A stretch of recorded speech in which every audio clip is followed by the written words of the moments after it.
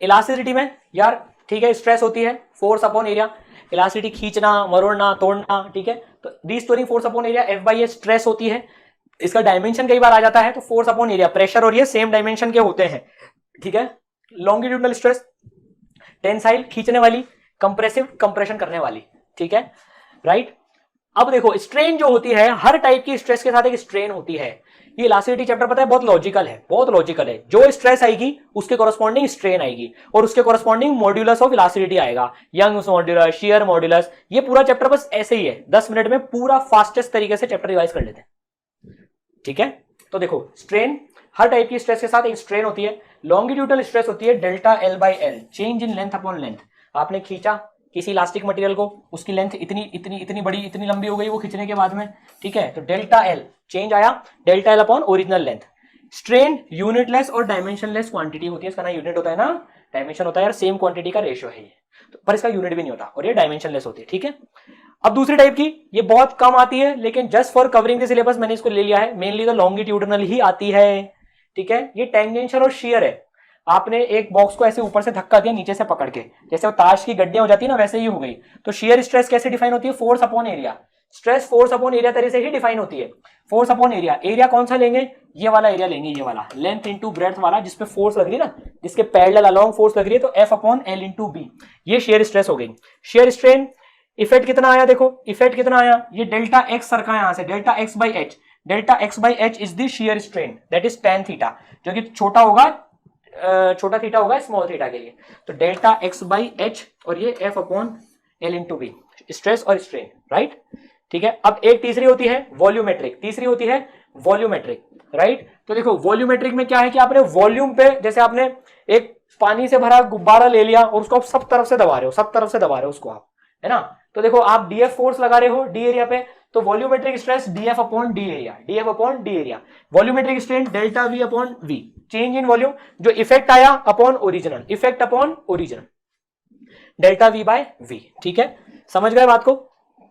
तो तीन पढ़ ली हमने, लॉन्गिट्यूडनल, शियर और वॉल्यूमेट्रिक। लॉन्गिट्यूडनल, शियर और वॉल्यूमेट्रिक, तीन इनके मॉड्यूलस आने वाले हैं अभी, right. Hooke's law, Hooke's law क्या कहता है यार कि छोटे डिफॉर्मेशन के लिए स्ट्रेस और स्ट्रेन प्रोपोर्शनल होती हैं। प्रोपोर्शनलिटी कांस्टेंट है के, जिसे हम मॉड्यूलस ऑफ इलास्टिसिटी बोलते हैं। तो स्ट्रेस प्रोपोर्शनल टू स्ट्रेन और proportionality constant modulus of elasticity, तीन तरीके के होते हैं ये, ठीक है। Longitudinal stress equal to y into longitudinal strain, ये y कहलाता है यंग्स मॉड्यूलस, जो कि सबसे इंपॉर्टेंट मॉड्यूलस होता है। 99% सवाल इसी पे आते हैं। तो longitudinal stress upon longitudinal strain is Young's modulus. Young's modulus सबसे इंपॉर्टेंट होता है ये इन तीनों में से, राइट। तो यंग्स मॉड्यूलस कैसे डिफाइन होता है? स्ट्रेस अपॉन स्ट्रेन, कोई भी modulus stress upon strain, body की प्रॉपर्टी होती है ये। तो F upon area delta L upon L, F upon area delta L upon L. तो this is very important formula, ये सबको याद रखना है कि y is equal to F upon area. इसको मैं ऐसे याद रखता था, फिर डेल्टा एल अपॉन एल उचक के ऊपर चल जाएगा, तो ये हो गया। तो F upon area delta L by L, तो F L upon A delta L, F L upon A delta L, ठीक है। F L upon A delta L याद रहेगा सर? बिल्कुल याद रहेगा, राइट। अब shear modulus, again same formula, shear stress by shear strain, F upon area delta X by H, वो theta, theta छोटा होता है तो ये हो जाता है। इस पे टाइम स्पेंड नहीं करना, नहीं आता इस पे ज्यादा। बल्क मॉड्यूलस, ये काम आता है आगे, अभी उसमें आएगा, ये थर्मोडायनेमिक्स में काम आएगा बल्क मॉड्यूलस। तो बल्क मॉड्यूलस जो है volumetric stress upon volumetric strain, तो delta P upon delta V by V. Volumetric stress force upon area, force upon area क्या हो गया? प्रेशर हो गया, फोर्स अपॉन एरिया प्रेशर हो गया, तो उसके बदले प्रेशर लिख दिया, और नीचे डेल्टा वी बाई वी। सीखने की बात इसमें क्या है? डेल्टा पी एक्सेस प्रेशर होता है, एडिशनल प्रेशर होता है, जिसने डेल्टा वी को कॉज करा है। यार गुब्बारा पड़ा है, एटमॉस्फेरिक प्रेशर तो लग ही रहा है, उसके चक्कर में तो कोई वॉल्यूम में चेंज नहीं आया। अब मैंने उसको पकड़ के दबाना स्टार्ट करा, मैंने एक्स्ट्रा प्रेशर लगाया, उससे उसकी वॉल्यूम कम हो गई। तो वॉल्यूम का कॉज एटमॉस्फेरिक प्रेशर था कि जो मैंने प्रेशर लगाया वो था, तो जो एडिशनल प्रेशर लगा ना यहां पर वो आता है, एडिशनल प्रेशर आता है, इसलिए this is delta P by delta V by V. और माइनस इसलिए क्योंकि वॉल्यूम घटेगी, जब मैं प्रेशर ज्यादा लगाऊंगा तो वॉल्यूम घटेगी, और बल्क मॉडुलस पॉजिटिव क्वांटिटी होती है, बल्क मॉडुलस पॉजिटिव क्वांटिटी होती है, इसलिए माइनस साइन लगाते हैं फॉर्मूले में। समझ गए? ठीक है, याद रहेगा ये minus delta P upon delta V by V, right. ये काम भी आने वाला है थर्मोडायनेमिक्स में, अभी हम हर प्रोसेस के लिए बल्क मॉडुलस पढ़ेंगे, ठीक है। चलिए बहुत बढ़िया। नाउ पॉइजन रेशियो, यार ये काम नहीं आता पर मैंने ले लिया, ये मैं इसको क्रॉस लगा रहा हूं, पर ठीक है कभी आ जाए इसलिए ज्यादा टाइम नहीं देंगे, 30 सेकंड मुश्किल से। पॉइजन रेशियो होता है यार, जब मैंने इसको खींचा तो यार ये इसका डायमीटर कम होता है, थोड़ी सी पतली हो जाती है और लंबी हो जाती है। यार च्युइंगम नहीं होती है, च्युइंगम से सोचो आपने च्युइंगम ले रखी है, थोड़ा सा मोटी च्युइंगम, और उसको खींचोगे तो थोड़ी पतली और लंबी होगी ना। तो पॉइजन रेशियो वैसे डिफाइन होता है, change in diameter, fractional change in diameter upon fractional change in length, minus sign के साथ में। डायमीटर में कितना चेंज आया और लेंथ में कितना चेंज आया, उनका रेशियो, फ्रैक्शन मतलब delta D by D divide by delta L by L. आ जाए गलती से, इसलिए है ये, ठीक है।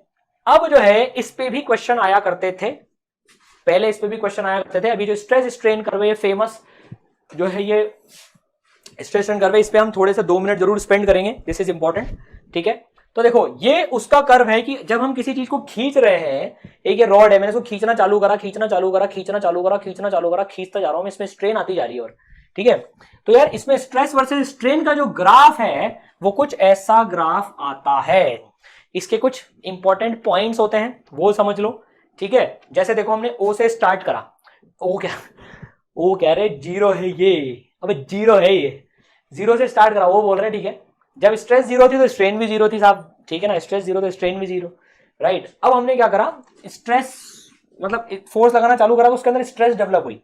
तो 0 से ओ से लेकर ए तक देखो स्ट्रेट लाइन है, यहां पर हुक्स लॉ फॉलो हो रहा है, मतलब stress is proportional to strain, ठीक है। देखो हुक्स लॉ फॉलो हो रहा है यहां पर ए तक।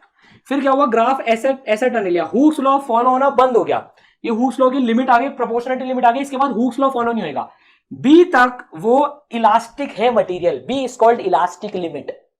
इलास्टिक लिमिट का मतलब यार वो उसको छोड़ दोगे ना तो वापस वो ओरिजिनल शेप में आ जाएगा, बी तक आपने उसको खींचा तो वापस ओरिजिनल शेप में आ जाएगा वो, ठीक है। इसके बाद में अगर आपने उसको और खींचा ना, बी के बाद अगर आपने अपने वीणा के तारों को इतना खींच दिया, बी के बाद ले गए, तो फिर वो वापस ओरिजिनल फॉर्म में नहीं आ पाएगा, उसमें परमानेंट डिफॉर्मेशन रह जाएगा। आप रबड़ बैंड के साथ ट्राई करना, रबड़ बैंड को थोड़ा थोड़ा खींचोगे तो वो वापस आ जाएगा, लेकिन आपने एक लिमिट से ज्यादा खींच दिया ना तो फिर क्या होगा, वो जैसे इलास्टिक लिमिट के पार गया, जैसे सी पे पहुंचा, सी पे छोड़ा, तो देखो उसमें कुछ परमानेंट डिफॉर्मेशन रह जाएगा, वो थोड़ा सा लंबा हो जाएगा, समझ गए, ठीक है ना। सी के बाद आप और खींचते गए, हम तो खींचे जा रहे हैं, मान नहीं रहे, तो भैया वो जा रहा है, यहां पहुंच गया। ये अब अल्टीमेट टेंसाइल स्ट्रेंथ आ गई, यहां पर मैक्सिमम टेंशन है, मैक्सिमम स्ट्रेस है यहां पर।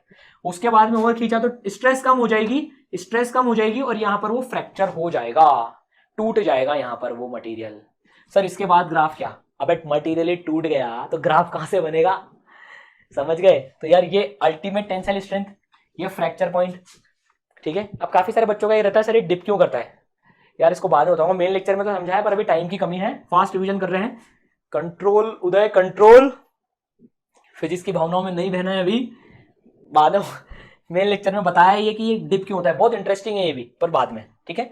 अब देखो ब्रिटल और डक्टाइल, हाँ ये जो दो होते हैं ना, इनसे मेनली क्वेश्चन आते हैं कि ब्रिटल के लिए कौन सा पार्ट बड़ा होगा, डक्टाइल के लिए कौन सा पार्ट छोटा या बड़ा होगा। तो देखो अगर अल्टीमेट स्ट्रेंथ और ये क्लोज है, मतलब ये दोनों पॉइंट अगर क्लोज है ना, अगर ये दोनों पॉइंट क्लोज है, मतलब अल्टीमेट टेंसाइल स्ट्रेंथ और ये दोनों पॉइंट क्लोज है तो ब्रिटल है, मतलब उसकी मैक्सिमम स्ट्रेंथ आने के बाद तो तुरंत टूट जाएगा, ज्यादा लंबा नहीं होएगा वो। डक्टाइल क्या होता है यार, जो वायर्स में ड्रॉ कर सके, जिसको लंबा कर सके बिना तोड़े। तो ये पार्ट जिसका छोटा होगा वो ब्रिटल होगा, और ये पार्ट जिसका लंबा होगा वो डक्टाइल होगा, उसको वायर में आप खींच सकते हो। तो ये अगर क्वेश्चन आ जाए तो 4 नंबर पक्के कर लेना अपने, छोड़ना मत, ठीक है। चलिए राइट, ब्रेकिंग स्ट्रेस, इस पे रेयरली क्वेश्चन आते हैं लेकिन पता होना चाहिए। वो stress force upon area stress, ये जहां पर मटेरियल ब्रेक होएगा उसे ब्रेकिंग स्ट्रेस कहते हैं, ठीक है। तो जो इसलिए मोटी रस्सी, जितनी रस्सी मोटी होती है ना उतना मुश्किल आती है उसको तोड़ने में, क्योंकि ब्रेकिंग स्ट्रेस मटेरियल की प्रॉपर्टी होती है। तो देखो फोर्स प्रोपोर्शनल टू एरिया हो गया, जितना ज्यादा मोटाई लोगे ना रस्सी की उतना ज्यादा फोर्स लगाना पड़ेगा उसको तोड़ने के लिए, ठीक है। ये जस्ट एक टर्म के लिए ले लिया मैंने, ताकि अगर कोई आ जाए ये तो आप घबराओ नहीं, right.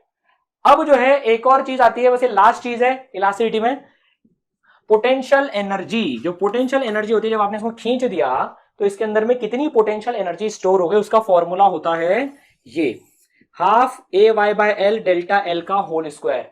Half A Y by L delta L का होल स्क्वायर। इस फॉर्मेट में याद रख लो, half stress strain into volume, half stress strain into volume, half stress strain into volume. और एनर्जी डेंसिटी होती है this upon volume, energy per unit volume. तो वॉल्यूम को नीचे लिया तो हाफ स्ट्रेस इनटू स्ट्रेन। ये कोई बहुत ज्यादा नहीं पूछते पर ये पूछ लेते हैं। तो potential energy half stress strain into volume. Sir ये फॉर्मूला कैसे याद रखें, ये फॉर्मूला कैसे याद रखें? देखो ये स्प्रिंग के सिमिलर होता है, ये स्प्रिंग के सिमिलर होता है। स्प्रिंग में पोटेंशियल एनर्जी का फॉर्मूला क्या होता है? हाफ के एक्स स्क्वायर। ट्रिक बताता हूं याद रखने की, भूल जाओ तो। हाफ के एक्स स्क्वायर होता है ना। इसमें जो के है, देखो इसमें जो एक्स है खिंचाव कितना हुआ, वो तो डेल्टा एल हो गया। तो half something into x square, something into x square. अभी के है सर, अब हमको कैसे पता पड़ेगा ये के है? 4 से कंपेयर करो। इसमें F इक्वल टू के एक्स होता है, इसमें F इक्वल टू के एक्स होता है। यहां पर फॉर्मूला लिखो y इक्वल टू, अभी याद करके आए, F by area delta L by L. तो फोर्स कितना हो जाएगा? A को इधर भेजो, L को नीचे भेजो, डेल्टा L को इधर भेजो। तो यहां लिख लेता हूं, चलो मैं यहां लिख लेता हूं यार, F इज इक्वल टू कितना हो गया ये, A Y by L into delta L. इसको कंपेयर कर लो के एक्स से, ये सॉरी अबे ये एल है। समझ में आई ट्रिक? देखो तो देखो डेल्टा एल तो एक्स हो गया, एक्स और डेल्टा एल को कंपेयर कर लो। अभी ए वाई बाय एल क्या हो गया? के हो गया। ये समझ में आई ट्रिक? भूलोगे नहीं फॉर्मूला। तो एफ इक्वल टू के एक्स है, इसके एफ को कंपेयर कर लो और हाफ के एक्स स्क्वायर लिख लो अगर ये फॉर्मूला भूल गए तो, राइट। तो भाई हमने कैलोरीमेट्री में सबसे पहले तो delta Q is equal to M S delta T पढ़ा, हीट कैपेसिटी में सी डेल्टा टी पढ़ा, फिर प्रिंसिपल ऑफ कैलोरीमेट्री में summation of heat gain equal to 0 पढ़ा, फिर हमने कैलोरीमीटर देखा, फिर हमने चेंज ऑफ स्टेट पढ़ी जिसमें हमने देखा कि जब स्टेट चेंज होती है तो टेम्परेचर चेंज नहीं होता है और वहां पर हीट ml यूज होती है। तो दो मेजर फॉर्मूले हमने कैलोरीमेट्री में सीखे, एम एस डेल्टा टी और ml, M S delta T और ml, ठीक है। फिर हमने ग्राफ देखा और उस ग्राफ में भी एम एस डेल्टा टी और ml से ही हमने चीजें सीखी। फिर हमने इलास्टिसिटी पढ़ी, इलास्टिसिटी में हमने देखा स्ट्रेस फोर्स अपॉन एरिया। 3 तरीके की स्ट्रेस पढ़ी, लॉन्गिट्यूडनल, शेयर और वॉल्यूमेट्रिक। 3 तरीके की स्ट्रेन पढ़ी, लॉन्गिट्यूडनल, वॉल्यूमेट्रिक, शेयर, वॉल्यूमेट्रिक। 3 तरीके के मॉड्यूलस पढ़े, लॉन्गिट्यूडनल वाले को यंग्स मॉडुलस बोलते हैं, दूसरे वाले को शेयर और तीसरे वाले को वॉल्यूमेट्रिक वाले को बल्क मॉडुलस बोलते हैं। y is equal to F by L, नीचे डेल्टा एल और ऊपर L, sorry F by A नीचे डेल्टा एल ऊपर एल, ठीक है, यंग्स मॉडुलस का फॉर्मूला। फिर हमने इसके बाद में बल्क मॉडुलस का फॉर्मूला पढ़ा, minus delta P upon delta V by V, ठीक है। फिर उसके बाद में हमने जो है स्ट्रेस स्ट्रेन का कर्व देखा, उसमें हमने Hooke's law limit, elastic limit, then ultimate tensile strength, then fracture point, ठीक है। ब्रिटल उसको कहते हैं जिसमें डी और ई जो लास्ट के 2 पॉइंट्स होते हैं उनके बीच में ज्यादा गैप होता है, सॉरी कम गैप होता है क्योंकि तो जल्दी टूट जाता है, और डक्टाइल उसे कहते हैं जिसमें वो गैप ज्यादा होता है। फिर हमने जो पोटेंशियल एनर्जी पढ़ी वो पढ़ी half stress strain into volume, half stress strain into volume और half A Y by L delta L का होल स्क्वायर, जिसकी ट्रिक हमने सीखी हाफ के एक्स स्क्वायर से।